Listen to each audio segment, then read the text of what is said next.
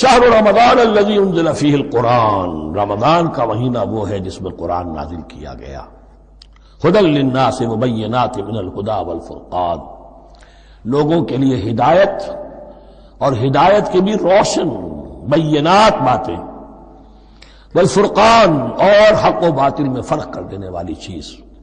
فمن شہد منکم الشہر، تو جو کوئی بھی پائے اس مہینے کو، یا جو شخص بھی مقیم ہو اس مہینے میں، مسافر نہ ہو، فلیصم، اس پر لازم ہے کہ روزہ رکھے۔ اب وہ وجوب علی التخییر ختم ہو گیا، اب وجوب علی التعیین، اب یہ لازم ہے، یہ رکھنا ہے۔ ایک رعایت باقی رکھی، ومن کان مریضا او علی سفر فعدۃ من ایام اخر، جو بیمار ہے یا یہ کہ سفر پر ہے وہ تعداد پوری کر لے دوسرے دنوں میں۔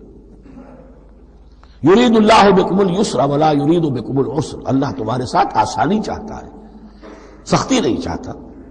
یہ لوگ اپنے اوپر سختیاں جھیلتے ہیں، شدید جو ہے سفر کے اندر بھی روزہ رکھے ہوئے، حالانکہ یہاں اجازت دی ہوئی ہے۔ یہ بلکہ حضور نے ایک مرتبہ ایک سفر میں کافی سرزنش کی، کچھ ایک جہاد اور قتال پہ نکلے تھے، لیکن کچھ لوگوں نے اس سفر میں بھی روزہ رکھ لیا۔ نتیجہ یہ ہوا کہ سفر کے بعد جہاں منزل میں اب جا کر خیمے لگانے تھے وہ نڈھال ہو کر گر گئے، جن لوگوں کا روزہ نہیں تھا انہوں نے پھر وہ خیمے لگائے، منزل کا کام کیا۔ تو حضور نے فرمایا کہ لیس من البر الصیام فی السفر، روزے رمضان اس میں سفر میں روزہ رکھنا کوئی نیکی کا کام نہیں ہے۔ لیکن ہمارا تصور اور ہے، 105 بخار چڑھا ہوا ہے، روزہ نہیں چھوڑوں گا میں، روزہ تو میں نے رکھا ہوا ہے، یا روزہ تو میں نہیں چھوڑوں گا۔ حالانکہ جہاں رعایت اللہ کی ہے اس رعایت سے فائدہ نہ اٹھانا ایک طرح کا کفران نعمت ہے۔ وَلِتُكْمِلُوا الْعِدَّةَ، لیکن تمہیں عدت اور تعداد اب پوری کرنی ہوگی۔ وہ جو تھی ایک رعایت کہ فدیہ دے کر فارغ ہو جاؤ، وہ نہیں ہے۔ وَلِتُكَبِّرُوا اللَّهَ عَلَىٰ مَا هَدَاكُمْ، اور تاکہ تم تکبیر کرو اللہ کی اس پر کہ جو اس نے ہدایت تمہیں عطا فرمائی۔ وَلَعَلَّكُمْ تَشْكُرُونَ، اور تاکہ تم شکر کر سکو اس نعمت عظمیٰ کا جو قرآن حکیم کی شکل میں تمہیں دی گئی۔ اس موضوع پر میرا کتابچہ عظمت صوم اور عظمت صیام و قیام قرآن، اس میں یہ سارے مضامین تفصیل سے آئے ہیں، کیا حکمت ہے، کیا غرض و غایت ہے، کیا مقصد ہے، اور آخری منزل کیا ہے، وَإِذَا سَأَلَكَ عِبَادِي عَنِّي فَإِنِّي قَرِيبٌ۔ مطلوب تو یہ ہے کہ تمہارا جو یہ جسم حیوانی ہے یہ کچھ کمزور پڑے، روح ربانی جو تم میں پھونکی گئی ہے اسے تقویت حاصل ہو۔ دن میں روزہ رکھو، اس حیوانی وجود کو ذرا کمزور کرو، دباؤ اس کے تقاضوں کو، رات کو کھڑے ہو جاؤ، اللہ کا کلام سنو اور پڑھو، تاکہ تمہاری روح کی آبیاری ہو، اس پر حیات، آب حیات کا ترشح ہو۔ نتیجہ کیا نکلے گا؟ تمہارے اپنے اندر سے ایک پیاس ابھرے گی، وَإِذَا سَأَلَكَ عِبَادِي عَنِّي فَإِنِّي قَرِيبٌ، تقرب الی اللہ کا جذبہ پیدا ہوگا۔ تو اے نبی، جب میرے بندے، ایسے بندے آپ سے میرے بارے میں سوال کریں، ان کو بتا دیجئے میں قریب ہوں، دور نہیں۔ یہ حقوق انسانی کا میرے نزدیک دنیا میں سب سے بڑا میگنا کارٹا ہے۔ اللہ اور بندے کے درمیان کوئی فصل نہیں ہے، فصل اگر ہے تو تمہاری اپنی خباثت ہے، اگر تمہاری نیت میں فساد ہے، حرام خوری تو کرنی ہی کرنی ہے، تو اب کس منہ سے اللہ سے دعا کرو گے؟ پھر جاؤ گے کسی پیر کے پاس، آپ دعا کر دیجئے، یہ نذرانہ حاضر ہے؟ یہ طریقہ کیا ہے؟ انسان کا نفس حائل ہے اور کوئی نہیں، ورنہ ہم تو مائل بے کرم ہیں، کوئی سائل ہی نہیں، راہ دکھنا ہے کسی رہنمی منزل ہی نہیں، کوئی پوپ نہیں، کوئی پنڈت نہیں، کوئی پادری نہیں، کوئی پیر نہیں، کوئی نہیں، جب چاہو اللہ سے ہم کلام ہو جاؤ۔ اس سے بڑا حق کیوں خالق و مخلوق میں حائل رہے پردے، پیران کلیسا کو کلیسا سے اٹھا دو، میرا ہر بندہ جب چاہے جہاں چاہے مجھ سے ہم کلام ہو جائے۔ ہاں شرط ہے اس کی، وہ شرط آگے آ رہی ہے، اجیب و دعوت الداعی اذا دعان، میں تو ہر پکارنے والے کی پکار سنتا ہوں، اور سنتا نہیں جواب دیتا ہوں، اور صرف جواب نہیں دیتا قبول کرتا ہوں۔ اجابت میں یہ تینوں چیزیں موجود ہیں، اور اذا دعان، جہاں مجھے پکارے جب پکارے، دیر اینڈ دین میں موجود ہوں۔ لیکن شرط کیا ہے؟ فَلْيَسْتَجِيبُوا لِي، انہیں بھی تو میرا کہنا ماننا چاہیے. یہ یک طرفہ بات نہیں ہوگی. فَاذْكُرُونِي أَذْكُرْكُمْ، تم مجھے یاد رکھو گے تو میں تمہیں یاد رکھوں گا. یہ دو طرفہ معاملہ ہے. تم شکر کرو گے میں تمہاری قدردانی کروں گا. تم میری طرف چل کر آؤ گے میں بھاگ کر آؤں گا. تم بارش برآؤ گے میں ہاتھ بڑھاؤں گا. لیکن تم رخ موڑ لو گے ہم بھی رخ موڑ لیں گے. ہماری تو غرض نہیں ہے، غرض ہے تو تمہاری. تم رجوع کرو گے ہم بھی رجوع کر لیں گے. تم توبہ کرو گے ہم اپنی نظر کرم پھر تمہاری طرف متوجہ کر دیں گے. لیکن ہر چیز ان تنصروا اللہ ینصرکم، اللہ کی مدد کرو گے تو اللہ تمہاری مدد کرے گا. تمہاری دوستیاں ہو، پینگے بڑھا رہے ہو اللہ کے دشمنوں کے ساتھ، ساز باز ہو اللہ کے دشمنوں کے ساتھ، اور کھڑے ہو جاؤ قنوت نازلہ میں اللہ سے مدد مانگنے کے لیے، تم سے بڑا بے وقوف کون ہوگا؟ پہلے اللہ کی طرف رخ تو کرو، اللہ سے اپنا معاملہ درست کرو. ہاں اس میں کوئی یہ شرط نہیں ہے کہ پہلے ولی کامل اس وقت توبہ کرو خلوص نیت سے اور سارے پردے ہٹ جائیں گے. لیکن خلوص نیت کے ساتھ توبہ. وَإِذَا سَأَلَكَ عِبَادِي عَنِّي فَإِنِّي قَرِيبٌ أُجِيبُ دَعْوَةَ الدَّاعِ إِذَا دَعَانِ فَلْيَسْتَجِيبُوا لِي وَلْيُؤْمِنُوا بِي لَعَلَّهُمْ يَرْشُدُونَ. أُحِلَّ لَكُمْ لَيْلَةَ الصِّيَامِ الرَّفَثُ إِلَىٰ نِسَائِكُمْ. اب یہ ہے احکام کی آیت بڑی طویل ہے. چونکہ یہود کے ہاں شریعت میں روزہ جو ہے شروع ہو جاتا تھا شام کو ہی، اور رات بھی روزے میں شامل تھی، تو تعلق زن و شو بھی نہیں ہو سکتا، اور کوئی سحری وحری کا تصور نہیں تھا. جیسے ہی سوئے رات شروع روزہ شروع، اب اگلے دن تک غروب آفتاب تک روزہ رہے گا. ہمارے ہاں روزے میں نرمی کی گئی ہے. ایک تو یہ کہ رات کو اس سے خارج کر دیا، روزہ دن کا ہے، اور رات کے وقت تعلق زن و شو بھی ہے، کھانا پینا بھی ہے. جو پابندیاں روزے کی ہیں وہ سب اٹھ گئی. لیکن ہو یہ رہا تھا کہ لوگ سمجھ رہے تھے کہ شاید وہی جو احکام ہیں یہود کے ہاں شاید وہی ہمارے ہاں بھی ہیں. اس لیے وہ ایسا بھی ہوتا تھا اپنے جذبات میں بیویوں سے مقاربت کرتے تھے، لیکن دل میں سمجھتے تھے کہ ہم نے غلط کام کیا ہے. یہاں اب ان کو اطمینان دلایا جا رہا کہ نہیں. احل لکم لیلۃ الصیام الرفث الی نسائکم، حلال کر دیا گیا ہے تمہارے لیے روزے کی راتوں میں اپنی بیویوں کے پاس جانا. ہن لباس لکم وانتم لباس لہن، وہ پوشاک ہے تمہارے لیے، تم پوشاک ہو ان کے لیے. بڑا بلیغ کنایا ہے یہ. جیسے لباس میں اور جسم میں کوئی پردہ نہیں ہے، لباس ہی تو پردہ ہے نا، لباس میں اور جسم میں تو کوئی پردہ نہیں، ایسے ہی بیوی میں اور شوہر میں کوئی پردہ نہیں. ہن لباس لکم وانتم لباس لہن. ویسے بھی انسان کے اخلاق کی حفاظت کرنے والی، مرد کے اخلاق کی حفاظت کرنے والی بیوی ہے، بیوی کے اخلاق کی حفاظت کرنے والا مرد ہے.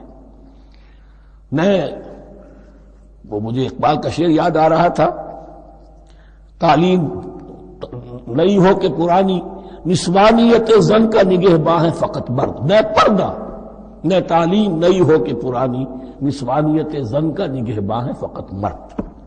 بہرحال ایک دونوں کے لیے وہ ایک ضرورت بھی ہے، ان کی پردہ پوشی بھی کرتے ہیں ایک دوسرے کی، اور اس طریقے سے لباس کی جو ہے اس میں کنایا کیا گیا. علم اللہ انکم کنتم تختانون انفسکم، اللہ کے علم میں ہے کہ تم اپنے آپ کے ساتھ خیانت کر رہے تھے، ایک کام کر رہے تھے جو گناہ نہیں ہے، لیکن تم سمجھتے تھے گناہ ہے، تو اپنے آپ سے خیانت ہو گئی کہ نہیں؟ اصلاً وہ گناہ نہیں تھا لیکن تمہارے علم میں نہیں تھا، لیکن تم یہ سمجھتے ہوئے بھی کہ یہ ممنوع ہے اس کا ارتکاب کر رہے تھے. علم اللہ انکم کنتم تختانون انفسکم فتاب علیکم، تو اللہ نے تم پر نظر رحمت فرمائی، وعفا عنکم، اور بخش دیا، معاف کر دیا. جو بھی خطائیں ہو گئی ہیں وہ سب کی سب معاف سمجھو. فالآن باشروہن، اب ان کے ساتھ جو بھی تعلق شے ہے وہ قائم کرو. وابتغوا ما کتب اللہ لکم، اور تلاش کرو، حاصل کرو جو کچھ اللہ نے تمہارے لیے لکھ دیا ہے. کیا لکھ دیا؟ ایک تو اولاد، تعلق ذو میں، اور ایک سکون ہے کہ جو اللہ تعالیٰ نے اس میں رکھا ہے، لِتَسْكُنُوا إِلَيْهَا. قرآن مجید میں یہ الفاظ آئے، ایک تسکین ہے، سکون ہے. اعصاب کا تناؤ جو ہے وہ اس کے بعد جو ہے اس کے اندر ایک سکون کی کیفیت پیدا ہو جاتی ہے. اور یہی اس میں حکمت ہے کہ حضور اپنے ہر سفر میں ہم ایک زوجہ محترمہ کو ضرور ساتھ رکھتے تھے، اس لیے کہ قائد کو، سپہ سالار کو کسی وقت بڑے بڑی ایسی یعنی پریشان کن صورتحال میں فیصلے کرنے پڑتے ہیں، جذبات پر دباؤ ہوتا ہے اور اعصاب پر دباؤ ہوتا ہے، تو ساتھ اگر کوئی اہلیہ بھی موجود ہو تو اس میں، اور اس کے بہترین مواقع سیرت میں آئے ہیں، وہ پھر کسی وقت میں بیان کروں گا۔ وَابْتَغُوا مَا كَتَبَ اللَّهُ لَكُمْ وَكُلُوا وَاشْرَبُوا حَتَّى يَتَبَيَّنَ لَكُمُ الْخَيْطُ الْأَبْيَضُ مِنَ الْخَيْطِ الْأَسْوَدِ مِنَ الْفَجْرِ، اور کھاؤ اور پیو یہاں تک کہ واضح ہو جائے تمہارے لیے سفید دھاری فجر کی سیاہ دھاری سے، یعنی یہ پاؤں پھٹنے کے لیے استعارہ ہے کہ جب سفیدہ نمایاں ہوتا ہے ایک لکیر کی طرح، پاؤں پھٹ گئی، اس وقت تک کھانے پینے کی چھوٹ ہے، سحری جو ہے آپ کر سکتے ہیں، بلکہ کلو واشربو، کھاؤ اور پیو، اور اس کی حدیث میں تاکید آئی ہے، اور یہ بھی فرمایا ہمارے اور یہود کے روزے کے مابین سحری جو ہے وہ فرق ہے، تسحروا فإن فی السحور برکہ، سحری ضرور کیا کرو اس لیے کہ سحری میں برکت ہے۔ ثم اتموا الصیام الی اللیل، پھر رات تک روزے کو پورا کرو۔ اب رات تک میں اکثر فقہا کے نزدیک غروب آفتاب مراد ہے، اہل تشیع اس سے ذرا آگے جاتے ہیں کہ رات کا لفظ آیا ہے تو ذرا اور غروب آفتاب پر چند منٹ گزر جائے، لیکن ہمارے اہل سنت کے ہاں غروب آفتاب جو ہے وہی گویا کہ یہ اس کی غایت ہے۔ وَلَا تُبَاشِرُوهُنَّ وَأَنْتُمْ عَاكِفُونَ فِي الْمَسَاجِدِ، لیکن یہ رعایت جو تمہیں دی جا رہی ہے اس میں ایک استثناء ہے، جب تم معتکف ہو مسجدوں میں تو پھر اپنی بیویوں سے کوئی تعلق قائم نہ کرو۔ وَلَا تُبَاشِرُوهُنَّ، مت ان سے مباشرت کرو، وَأَنْتُمْ عَاكِفُونَ فِي الْمَسَاجِدِ، جبکہ تم مسجدوں میں اعتکاف میں ہو، آخری عشرے میں جو اعتکاف ہوتا ہے۔ تِلْكَ حُدُودُ اللَّهِ فَلَا تَقْرَبُوهَا، یہ اللہ کی حدود ہے، ان کے قریب مت جاؤ۔ بعض جگہ پر آتا ہے فلا تعتدوها، ان حدود کو عبور نہ کرو، ان سے تجاوز نہ کرو۔ تو حرام تو یہی شے ہوگی کہ حدود سے تجاوز کیا جائے، لیکن احتیاط اس میں ہے to keep at a safe distance, ذرا دور رہو۔ آخری حد تک چلے جاؤ گے تو اندیشہ ہے کہ کہیں اس حد کو کراس نہ کر جاؤ۔ فلا تقربوها، اللہ کے حدود سے ذرا ایک سیف ڈسٹینس کے اوپر رہنا ضروری ہے۔ کذالک یبین اللہ آیاتہ للناس، اسی طرح اللہ تعالیٰ واضح کرتا ہے اپنی نشانیاں لوگوں کے لیے، لعلہم یتقون، تاکہ وہ تقوی کی روش اختیار کر سکے، بچ سکے۔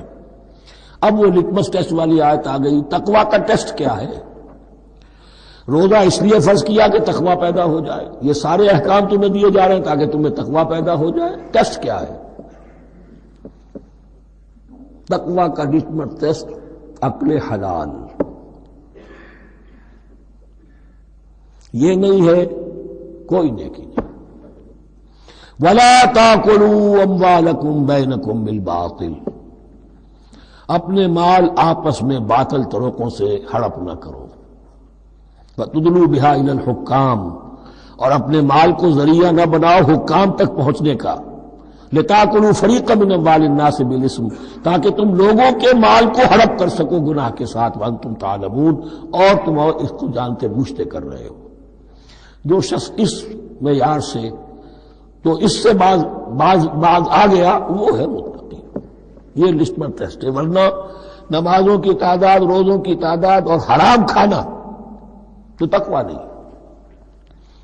یہ میں حیران ہوتا ہوں کہ اب اس پر کبھی غور نہیں کیا ہے لوگوں نے کہ یہ آیت کہاں سے آ گئی درمیان میں۔ روزے کے احکام اور اس کے بعد قتال کے احکام بھی شروع ہوں گے، حج کے احکام شروع ہوں گے، یہ بیچ میں آیت۔ واقعہ یہ ہے کہ جیسے روزے کی حکمت کا نقطہ عروج کیا ہے، وَإِذَا سَأَلَكَ عِبَادِي عَنِّي فَإِنِّي قَرِيبٌ، روح انسانی میں ایک طلب پیدا ہو جائے تقرب اللہ کی۔ اسی طرح احکام صوم میں جو کلائمیکس ہے وہ یہ ہے، وَلَا تَأْكُلُوا أَمْوَالَكُمْ بَيْنَكُمْ بِالْبَاطِلِ وَتُدْلُوا بِهَا إِلَى الْحُكَّامِ لِتَأْكُلُوا فَرِيقًا مِنْ أَمْوَالِ النَّاسِ بِالْإِثْمِ وَأَنْتُمْ تَعْلَمُونَ۔